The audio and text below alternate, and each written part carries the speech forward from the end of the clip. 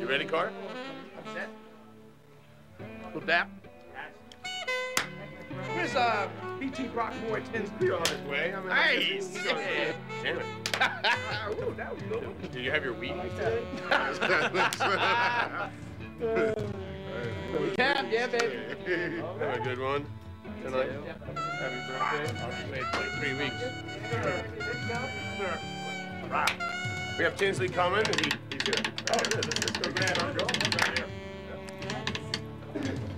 Yola. Ah! He is. What's up, baby? Hi, baby. How you doing today? So we can noodle in A, right, Vaughn? Yeah.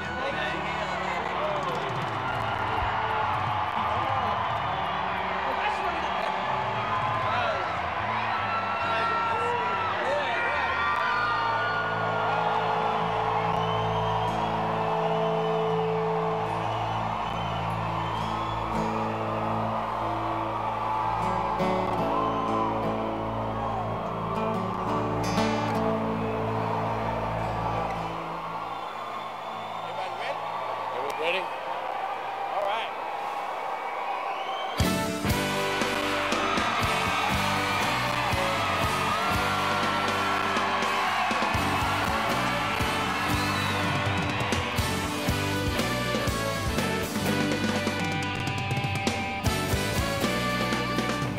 I think there's sort of been a separation between recorded music and our live performance. Things change a lot on stage, night to night and week to week. We're not playing to promote anything but the show that we're doing, you know?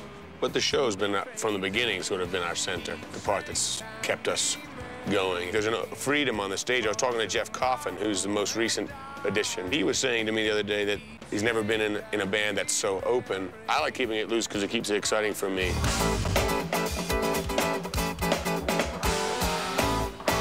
I become part of the audience because the music is different every night. That openness makes it sort of much more playful.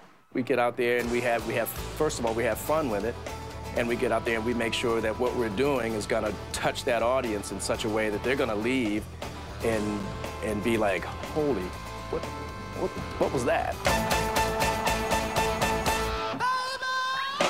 Dave puts everything into the music. What he can do playing guitar and singing is pretty remarkable. Dave has a certain energy, that frontman energy that we need. He's not a showy vocalist. Like, there are vocalists that are very melismatic, singing a lot of notes off of one tone.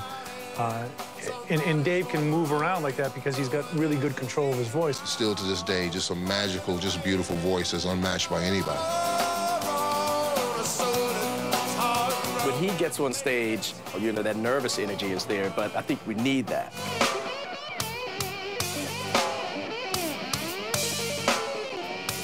But Dave, he tackles that in such a way that it's like, okay, take that. Let's go out here and kick some butt.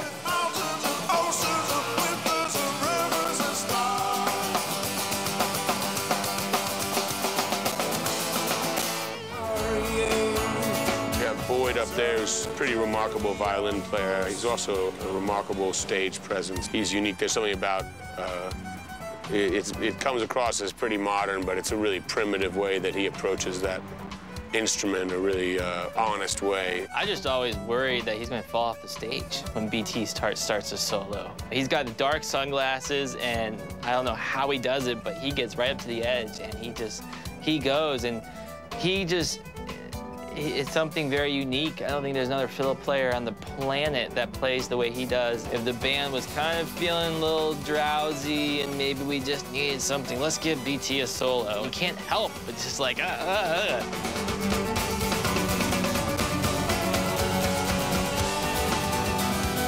He'll wake the house up, and he'll get out front, and he'll do his dance, and he'll do his violin thing and get to stomping and twisting, and he's feeling it, you know, and we're feeling it too. If I'm really there, I don't know it. You know, I don't realize what's going on. I'm just in there just rocking it, you know what I mean? I'm just standing in that moment, and, you know, and then after the fact, it's like, I might go, oh, that was cool, you know? Stefan is my right arm. We have to lock so hard together to keep the foundation so the other guys can make a statement. When we played the other night, he did something that I just wanted to jump off the drums and just start screaming because it was so incredible. That was nasty. Yeah. Stefan brings that sort of youthful element to the band, you know what I mean? It's just like he's from the skater generation and so forth, and you know, and that's really cool to have that.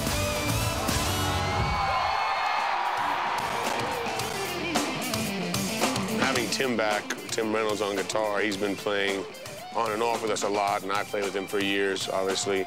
Tim brings this ability to be immediate and conversational in music, no matter how big the audience is or how unusual the music is.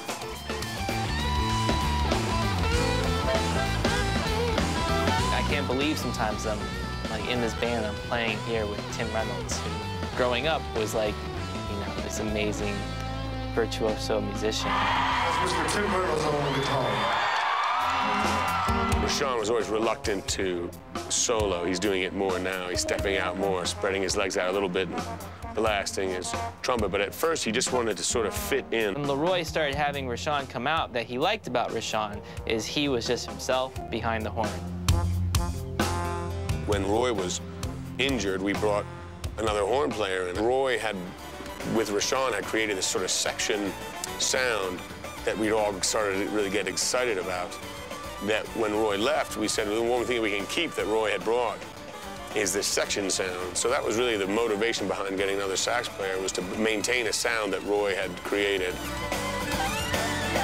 Jeff Coffin is outrageous. He had to fill some pretty damn big shoes. A lot of the fans know the music better than I do.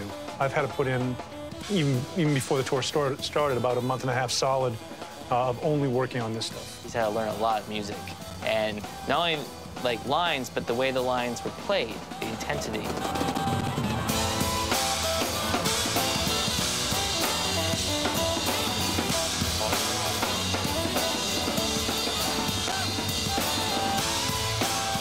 Now that Jeff's been out on stage with us for a while, he brings a really different energy, and I think the openness that the band had started to feel for each other again before Roy's accident has allowed us to be open to a really different player. Jeff's brought a really unique voice. Carter and I have a relationship on stage that is powered by what he can do. I don't think there are a lot of musicians in the world on any instrument that can play as explosively and as powerfully as he can. Carter, you know, obviously is the powerhouse. He's like the rocket engine. He's got the energy, and when he's on fire, you can't help but to just hold on. I try and be more or less the cheerleader, you know, for the guys, to a degree that allows everybody to just step their game up, you know, another level. That was okay, right? That was excellent. Man, I had my ears out, so I couldn't tell. If he's really positive, everybody else feels that strength and feels like there's a captain that is worth following. I would say that on stage, Carter is absolutely the captain. It's really unbelievable to watch him play. I've never seen a drummer that can move a crowd just by himself, just move it. People can't believe what they're seeing because you can't, it's unbelievable. And in the middle of all that, he'll blow a bubble. One thing about that I think is unique about this band is you don't have to fit any dimensions or stylistic boundaries to fit into the band. Thank you very much and good night.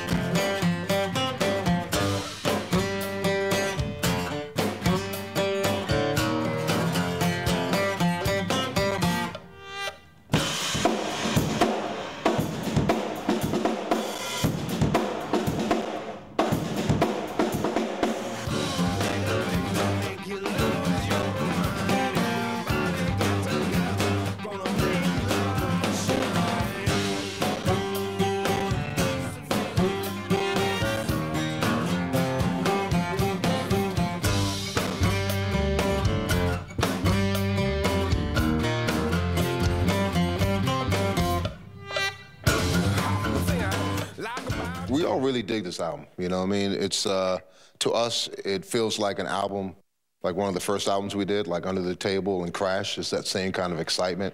We kind of like went back to the very beginning, you know, of the way that we used to start, which is like in Dave's mom's basement, you know, all together, like writing songs together. We've been working on this for about a year, but it's been 4 years since a record. I think we just all knew that whatever happens, we have to make this record together. And it has to be a record that we're 100% behind, each one of us.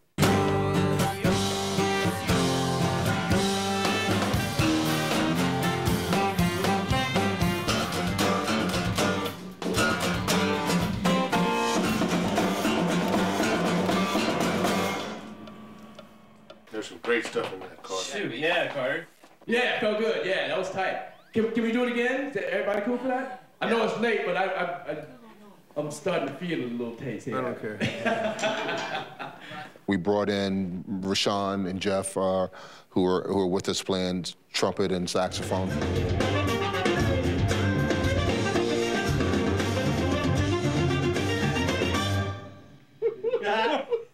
Are you happy with it? Oh, yeah. Maybe go, I mean, it's not that, but then maybe just into something that's exciting from there. Oh, there you go. That, I like that. Yeah.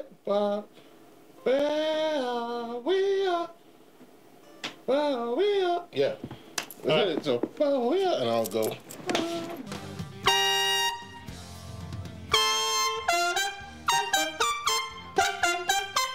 And Tim was with us when we recorded Under the Table and Crash and Before These Crowded Streets.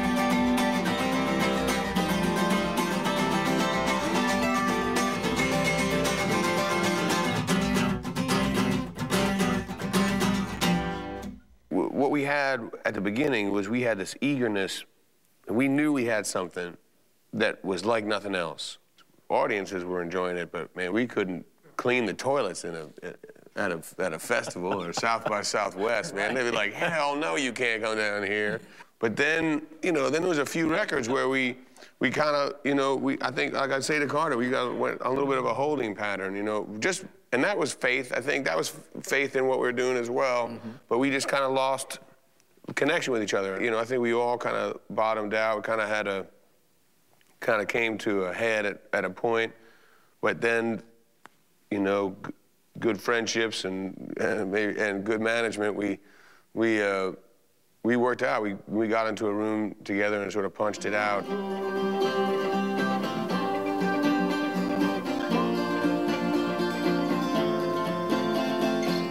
And that started happening in the last few years. We started seeing that we needed to do that again. And you know, I'm glad to say Roy is one of the people that instigated this change, changing himself, changing us.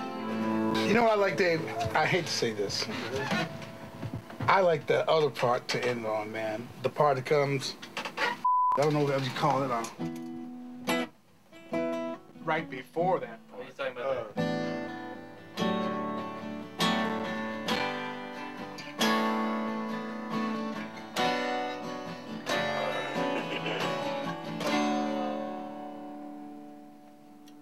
I like that. That's what I like. I think it's better because I think it's better. Shorter. It's a little bit more, it makes it a little less predictable. Yeah. You know. The music started feeling it live, you know, it started happening live. The music started changing again. There started being aggression. We got Tim back in, and there's a whole lot of things started happening around what is given the sort of the birth of this new record.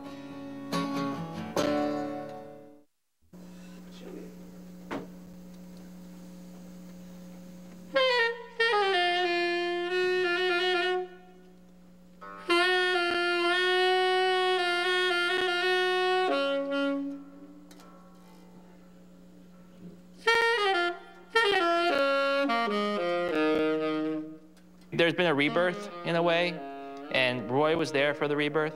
This hasn't happened since his death. It was happening before he passed, and I think that's continuing. His death has maybe amplified how together I feel and how close I feel to the other guys in the band.